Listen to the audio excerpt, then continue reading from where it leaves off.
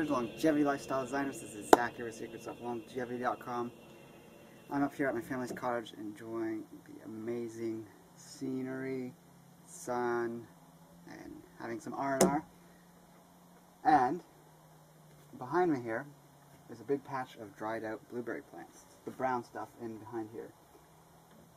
I've had a lot of drought-like weather, very little rain this summer up here as far as I know, and only 1 or 2 major rainfalls down in Guelph. And the plants are suffering as a result. But interestingly, the blueberries, when they first started to flower and then produce fruit, it was able to produce enough, and then it got dry, and all the berries have dried on the plants, and very little has been consumed by other animals around here.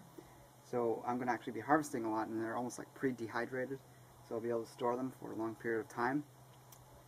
And while you won't be able to see the blueberries in their plump form, I'll have some pictures I'll show you. But I'll show you how to identify blueberries and generally what you want to look for. And also I'll talk about some of the properties of them in this video. This here is a sarsaparilla plant. I've done a video in the past, which you can check out here at the cottage here, about these ones.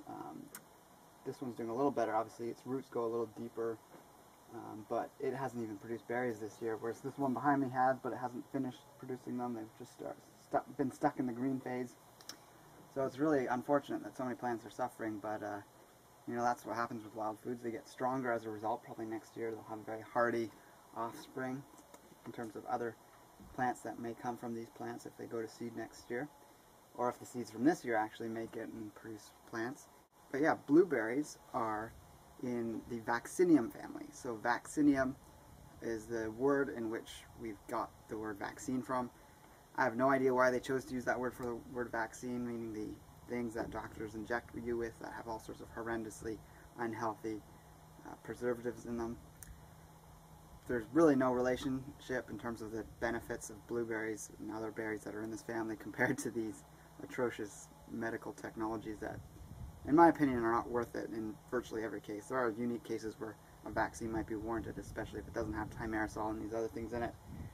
But the vaccinium family includes blueberries, cranberries, bilberries, and huckleberries. There may be some others, but those are the main ones I'm aware of.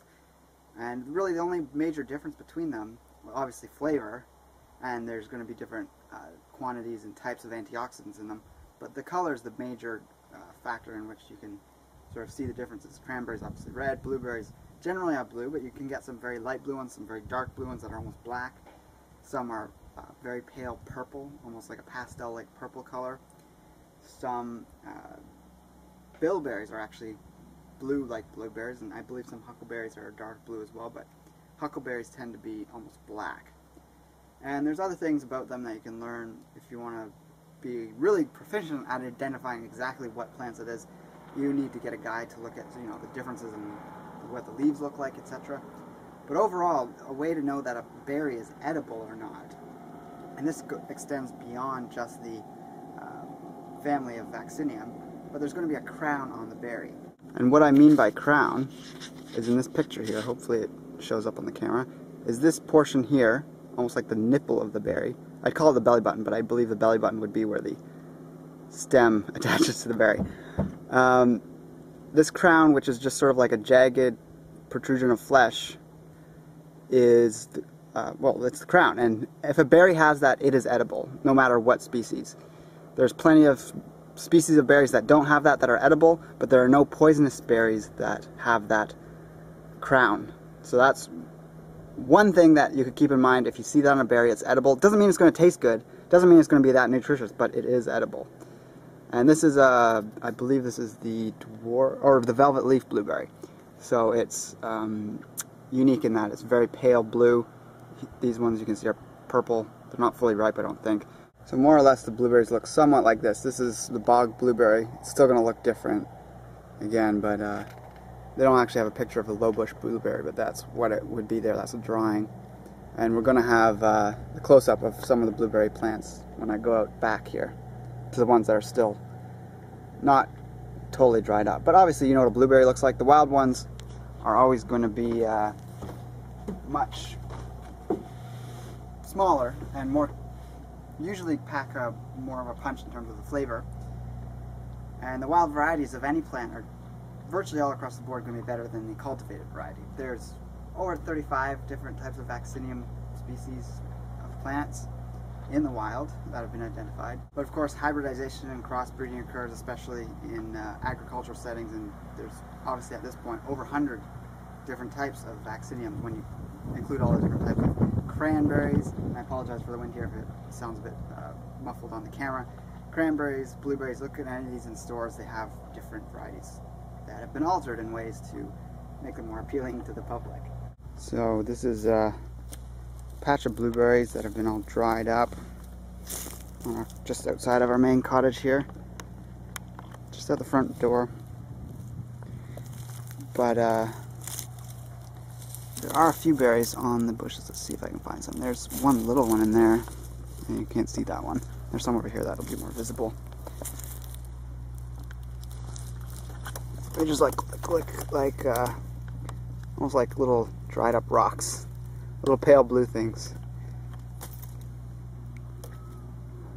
So they'd be a little bigger than that, but you can see it's dried up. And if I did, it's just packed with flavor because it's so concentrated from drying up. This one has quite a few on the bush. You can kind of see it. It's hard with how bright it is. You can see them there. But all these berries, like I said, are dried up. Let's go look at some examples of fresh ones. There's the sarsaparilla, which looks like it'll be doing well. This is probably the oldest plant here of the sarsaparilla. Its berries are edible, but slightly toxic. They'll probably give you an upset stomach. Could eat a few of them just for the flavor.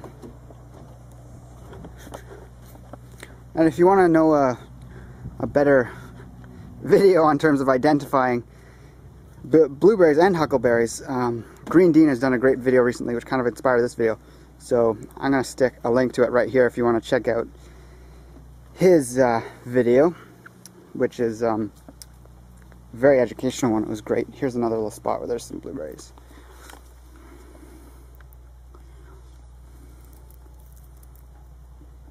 So you can see the berries right there.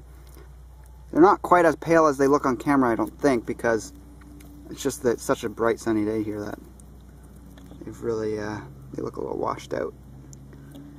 They're not quite white, they're actually quite blue, but just how they turn out. Again, they're all still dried on the bush, but packed with flavor. You can see the leaves here. Now, I do know that this is definitely not the high bush blueberry. I know it's not the bog leaf or the bog blueberry. It's either this low bush blueberry or it's that velvet leaf one. I'm just not 100% sure yet. There might be some other telltale signs that I'm not aware of to look for in terms of identifying them, but I know for sure that they're blueberries and that they're edible. Here's some more great ones. Some people warn you not to consume blueberries that look black, even though they might be huckleberries, because that they can be misidentified as deadly nightshade. That's something you don't probably want to consume. But if it's North American deadly nightshade, it's actually not deadly. It's only the European black nightshade or deadly nightshade that is poisonous and would probably kill you just from eating like 2 or 3 berries, or definitely kill a child if they consume that few amount. And amidst the blueberries, when we get further in here, there's actually juniper. I have to be super careful where I walk because I'm barefoot, and we spotted a rattlesnake today on the island, which we haven't seen in a long time, which is a good sign, but Massasauga rattler. Now, where'd that juniper go? I guess it's over here. Juniper just looks like a pine tree turned into a bush. There's no berries on this one, actually. Oh yeah, there's little ones in here. These are edible, very tasty. Not sweet in the slightest. It's like it tastes like eating pine tree. Can make a good tea. Actually, it is a little bit sweet. It's actually very sweet. Wow, I've never actually had one that sweet. But it's also peppery. Oh my god. This is just a bit of our backyard, center part of our island. It is actually an island that our cottage is on. This is a tent that we have, that we built a platform for before we even had the cottage, which is only, what was it, 5, 6, 7 years old now. This is the back part of the cottage. It's basically just a long cabin.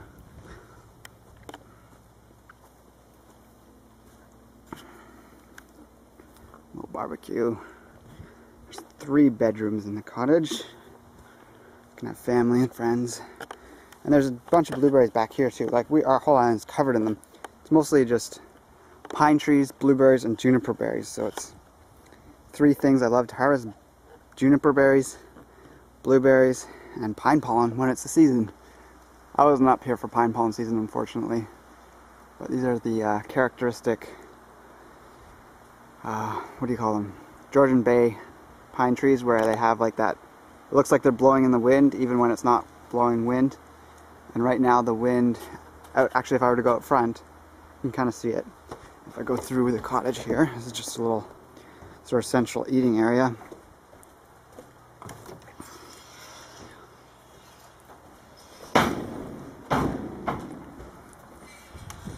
These trees out here, you can see that they look like they're blowing, but there's not a whole lot of wind today, and they'll stay like that. And actually earlier in the day the wind was blowing the other way. It was blowing this way, but the trees still look like that. It's a neat thing that goes on Georgian Bay. The group of 7, the famous Canadian painters, had a lot of paintings of that just looked like this shot here. It would just be like the granite rocks amidst the water with the trees looking like they were blowing in the wind. Here's a plumper, more vibrant example of a blueberry bush with some berries on it. And I'm going to finish harvesting from this whole patch here in behind the cottage and try and fill up this little bowl I've been collecting in. It's about half a cup. If they were all this size, as you see here from this large berry, but there's a ton of really small dried ones, I'd probably have 2 cups worth, but have to make do with what we have. So with that, leave me a comment below what you think. Check out the links below for ways in which you can help support me and help me continue to put out such great content. And with that, take care and embrace life without limits.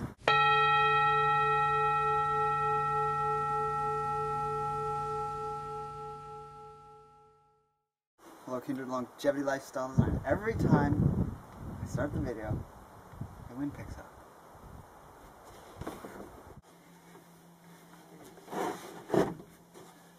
Hello, Kindred Longevity.